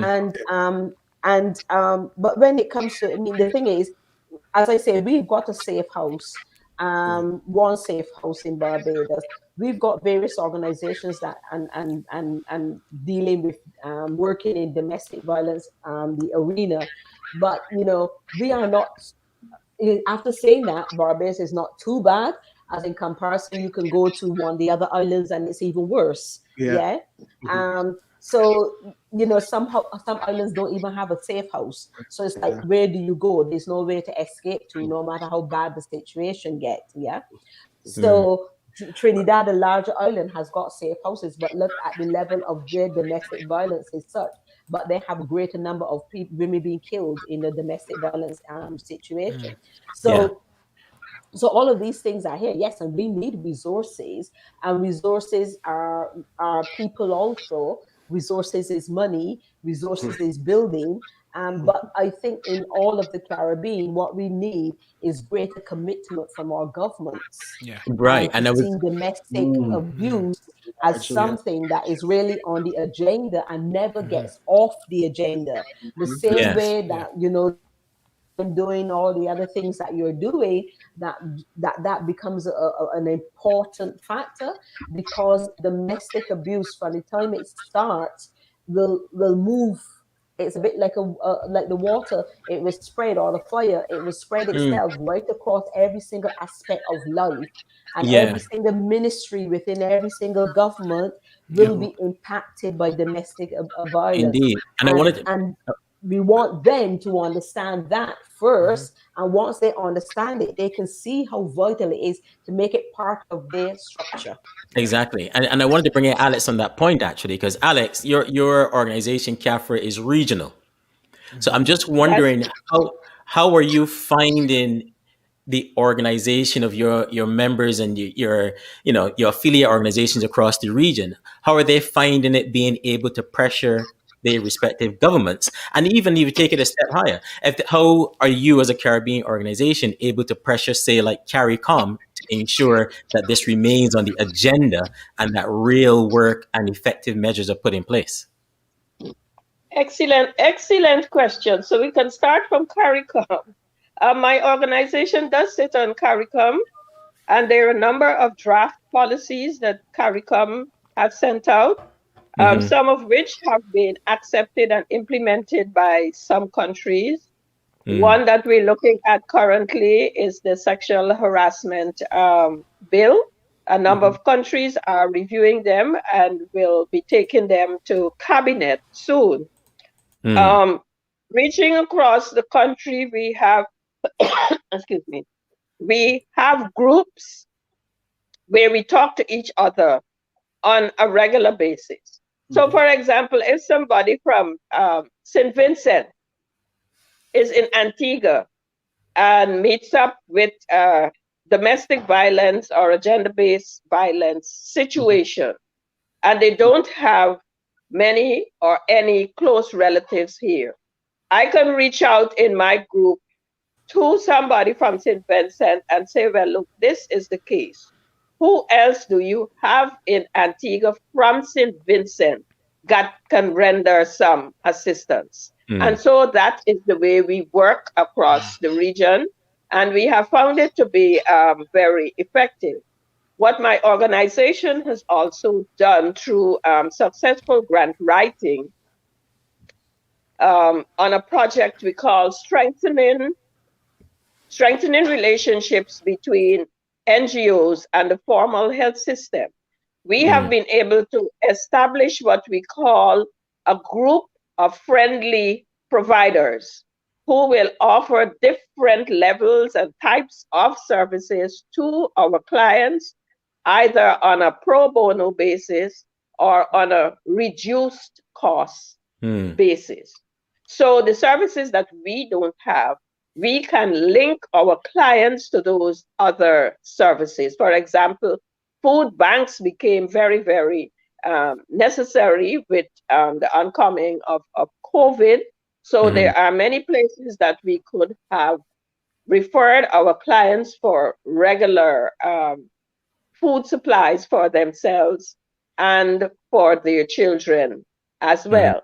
Our community networks too have remained strong in spite of COVID and have been able to render assistance through temporary shelter. I want to tell Barbara that she's fortunate that at least they have one safe house. We don't have any. But what has been good in our stead is that through my sojourn as a district nurse midwife, I've been able to establish different contacts. And so when one of our clients need temporary housing, they will be able to offer them on a short basis. And those clients who can afford, we have owners of hotels that will be able to give them that kind of lodging at reduced cost. So I am looking at community not only in a geographic sense, but a group of people, a group of like-minded people who are willing to give whatever skills they have to ensure that this client will remain at least above the poverty line for some time to come. In addition to that, we function at the policy level, where we do policy analysis. That's at the leadership level, the political level. Then we also function at the national and subnational level. So our structure goes every which way, bottom up, laterally, top down. So we find ourselves in a fairly good space up to now. So you're in the conversation and making people hear you. Yeah, and funding, we don't receive any funding from government. Let me make that pellucidly clear. Our funding is external funding, where we have established partnerships with a number of international agencies. And so we work together. Right now, we're doing a project with Inter Arts of Spain, where we are looking at the whole issue of inclusiveness. What does it mean? Yeah. What makes me different from you that would make you want to treat me in a less than human way? So community for me speaks to both a geographical space as well as a virtual space with a group of like-minded people. No, that's good. Fascinating. Yeah. Really, really, really, really good. One of the things that we talk about a little bit as well, and maybe Krim, you might want to think, even if we go back to society and what's social, is, we in the Caribbean, we like music, a little soca, reggae, some bashment, that kind of thing.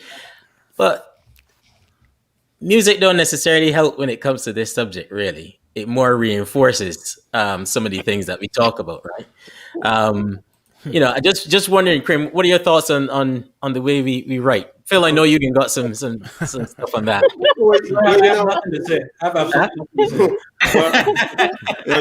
Well, you know what? I mean, we have to be very careful of the messages that we're saying in terms of from an entertainment standpoint, and some of these messages, of course, we can see what they're saying in terms of oppression of women and even the abuse of women.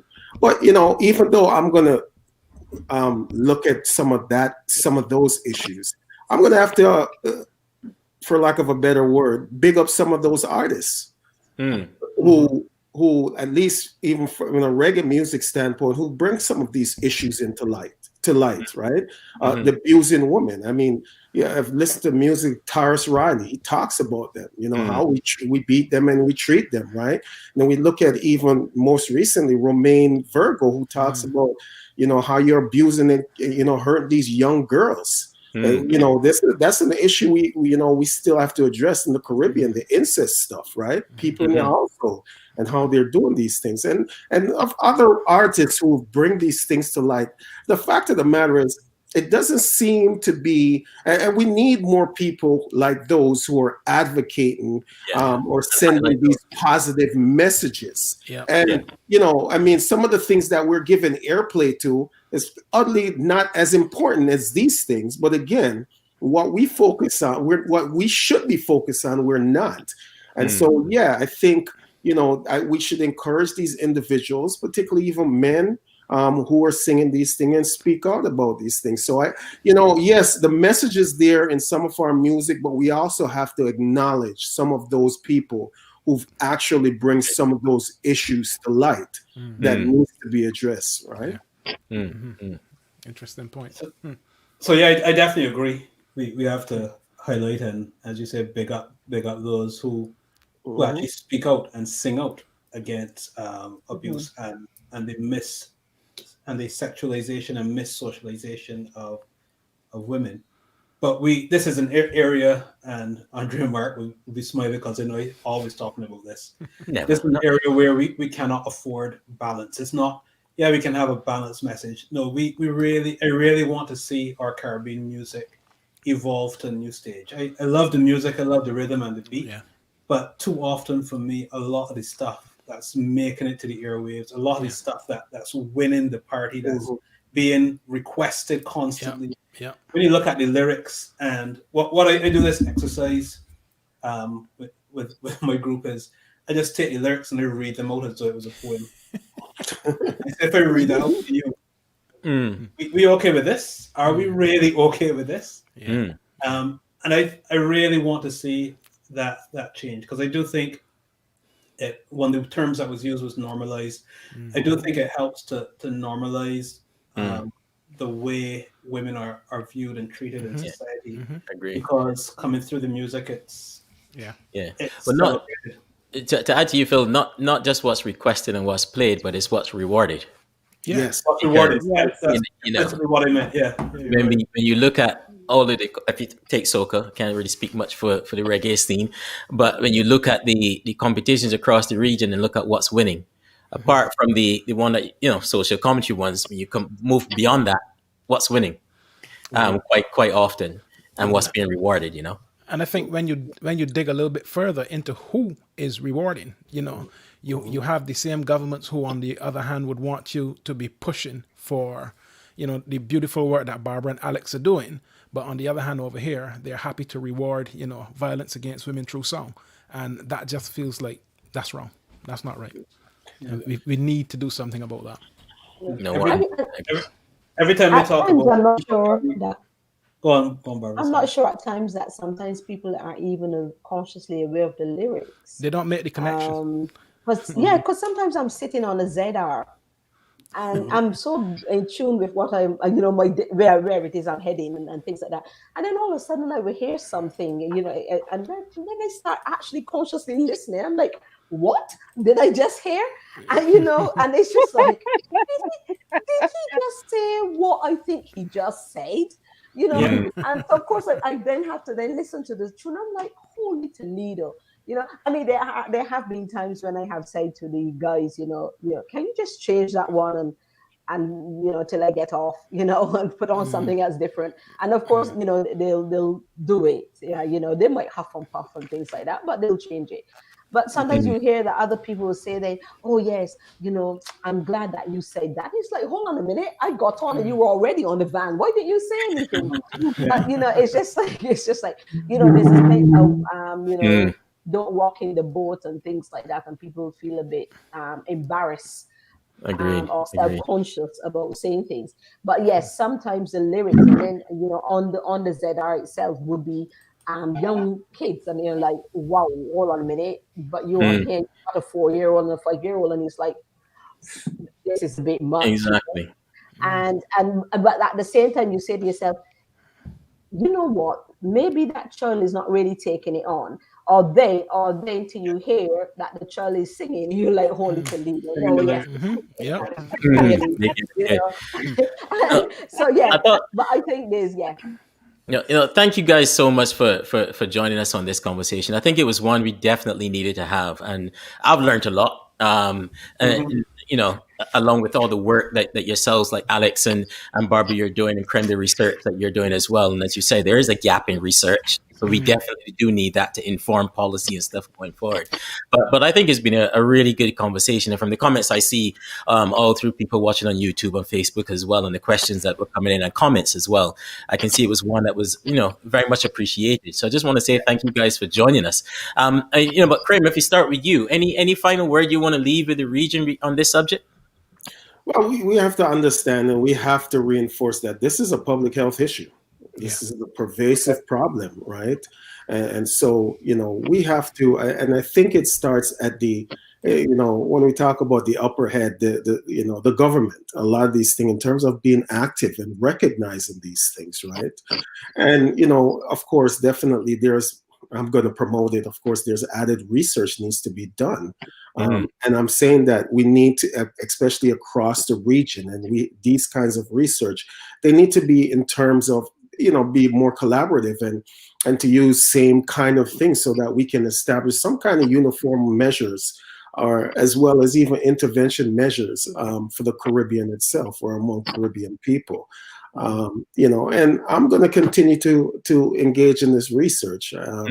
And I just want to say that if anyone's interested, there's a special edition that I'm going to be putting out, or I should say I'm the editor or co-editor for, that's dealing with domestic violence and mental health, which is also very important. And the deadlines, it's in August 24th. It's in the International Journal of Environmental Health and Public Environmental Research and Public Health. So I'm open to it. Please submit if you know anybody, would like to Put on our submit. page about that. Yeah. Yeah, that's really good. Alex, what about yourself? What would you like, folks to take away who've been watching? My thing is be the change that you want to see. It starts with us. In every corner, if we want to see a difference, as when we go to the parties and we say make some noise, make some noise. You see something that really, really makes you want to say, well, something needs to be done about it. Let that be the spark to get you moving. Be the change that you want to see. And so I thank you guys very, very much for having my organization here today. It has been a tremendous 2 hours sitting with you in this living room on this wonderful Sunday afternoon. Thank you. Thank you very much. Thank you. And Barbara, what about yourself? Your organization is doing some fantastic work. We leave the last word for you. You've seen a lot. You're doing a lot. We really appreciate what you're doing as well. Should we be taking away from this discussion today? Well, this that it will never end. I mean, we would hope, one would hope that one of the things when the thing none in three, we would hope that we would get zero tolerance of domestic abuse. But we know that that is unlikely, and well, not certainly not in my lifetime. But I think one of the things is that it matters to all of us. We're all impacted by it to some degree. And although we might get frustrated and we think that some of it is very repetitive and we talk a lot, I think one of the things I would say is that we need to be more proactive. In terms of, yes, there are lots of laws, and any government to create as many laws as they want to. But I think if those laws are not implemented and monitored and evaluated and people do something with them, we can have 6 million laws on our law book and it will just mean nothing. So I think we really need to be proactive. Training, a lot of re-education needs to be put out there very much. And we have to be aware that the people that we're working with, the people that we're engaging with. And when we hear something that tells us instinctively in our gut that says, you know what, that doesn't sound right, that doesn't feel right, there's something wrong, just believe our gut and Yeah. go by it. When we, in our conversations, and I just another just anecdote. I remember when I was heaps younger, and and and working in the UK, and example, this was saying that, oh, what black men were like, and people used to just laugh and talk about it. And and being able to stand and say, actually, you know what, I do not approve of that level of conversation because it's inaccurate. And when we're talking about, yes, the black, there's lots of young black men and young women who are having children, and the men are not taking their role, etc. And play. But then sometimes you got to look at it that they can't take their role because they do not know how to take their role, and because somewhere along the line we have failed in some ways, and we have failed out of ignorance, and we have failed out of not wanting to be. And so therefore in this say is that domestic violence is here. Let's deal with it, let's reduce it, and let's just really go out there, and when we see something, say something, do something, speak out, shout out. Don't be embarrassed. There's nothing to be embarrassed about. I agree 100%. Mark, anything you want to add? No, I just want to say a real huge thanks to our guests. You've educated us. You've really given us lots of things that we as men need to think about, and how we influence and shape future generations. So thank you so much for that. Indeed. Phil? Yeah, as we were talking about music, I just remembered I had a list of, because every time we bring it up, y'all say, so why you don't go and sing in the tents? I just Yes, we into do. my planner. I just looked in my planner. I saw my list called Soca 2020, which I started writing a few songs. One was called Why Love You. The other was called Look You in the Eye. Okay.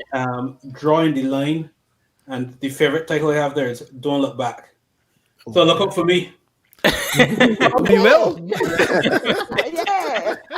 He ain't joking, He ain't joking. So This is gonna be good. yeah, it can be good. No, that is fantastic. And to those in the comments, we see you thanking our guests. We thank you for staying with us for a couple hours. This is a really important topic that I think we in the region, we need to have. So if you can, hit share, and just, for those who weren't able to watch it live, they can watch it. It'll live on on the internet, on Facebook, on YouTube, and what's not. So hit share and let other people come in and just watch and have the conversation, and perhaps take part after the fact in the comments as well. Especially men. I think a lot of men need to watch these kind of things about domestic violence as well, and just lift their awareness and how they can get involved. It's not domestic violence is not an issue for women. It's an issue for all of society.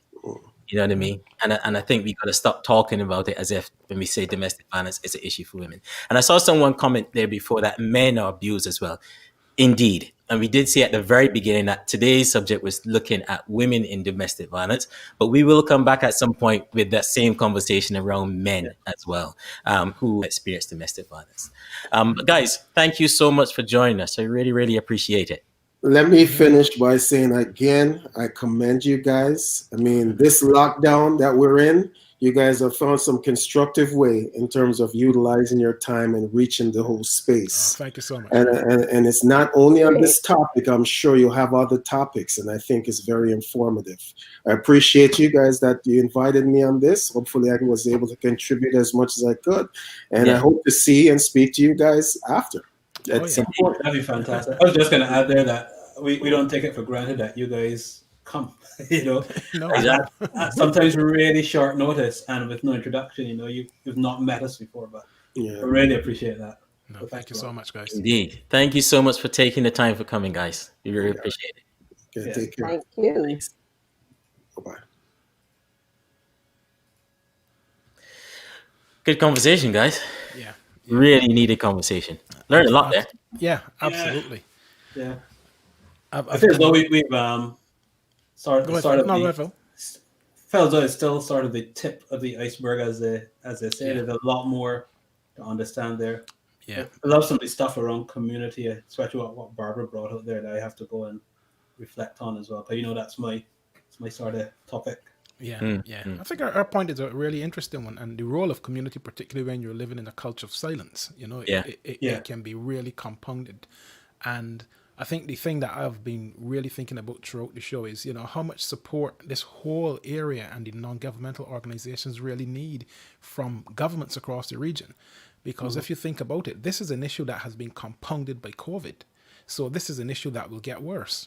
So how are these agencies who are already stretched going to deal with bludgeoning numbers now coming out of COVID and all of the other issues that will come their way, you know? So there's a lot more support needed in this sector. Yeah, and also like Craig said, it's a public health issue. Oh yeah. It is. Oh, Sometimes yeah. we don't treat it that way. But I mean, a lot got to do with attitudes as well, right? It's like, you know, growing up, you may have seen or heard someone get beat bad by their man or boyfriend and what's not, and people laugh and haha. Next day, you see the same guy walking through the neighborhood. Nobody reported him. No. If they did, the police just come, separate him, pull them away, and carry on. So there's a whole heap that needs to happen within the region. But it feels like if the building blocks obviously start with education and attitudes and from young and way back, and a lot of, you know, as Barbara was saying, re-education and of people to in this space, you know, there's so much. Yeah. And today just opened my eyes to all the different facets, Yeah. to be honest Yeah. with you. You might think about it with blinkers on, but then when you see the depths and breadth of it, it's quite a big issue. Yeah, and I'm glad that we took the conversation on as well, because, you know, sometimes you can look at these issues and they are heavy to carry. But I think we as men have to really demonstrate our value in this space and show how we can help to inform the conversation and lead it, and not just let it happen off over there somewhere. It's not our problem. It is our problem, and we've got a role to play in helping to resolve it. No, completely agree. So look, everyone in the comments, look, thank you so much. Pet, we saw you there. Michael coming back. Jeanette saw you there with lots of comments. Thanks a lot. DJT on YouTube. Thanks a lot for that. Ayana, we saw you there. Wilfred, Carla, Katie Joseph, Karen Reed, we saw you there. Thank you. We know you always join us. Sonia, Ingrid Brown. Thank you. Marlise Jones. Hope everything is good in New York. Thank you. Angela, thanks for joining us. Deanne, so many names. I'm going to miss them. So if I keep going, I'm going to miss. Bernadette, thank you for joining us. And Lorna Glenn, Daniel Swindon, Charlene Lewis. Lots of names. Can't name everybody.